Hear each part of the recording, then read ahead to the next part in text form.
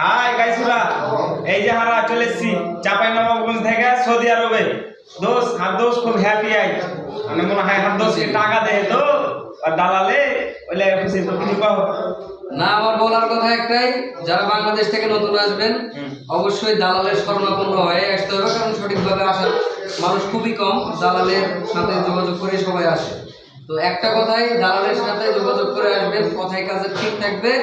কমসে কম 50% টাকা বাকি রাখা চেষ্টা করবেন, তাহলে আপনাকে ওই 6 মাসের জায়গাতে 1 মাসে কাজ হবে।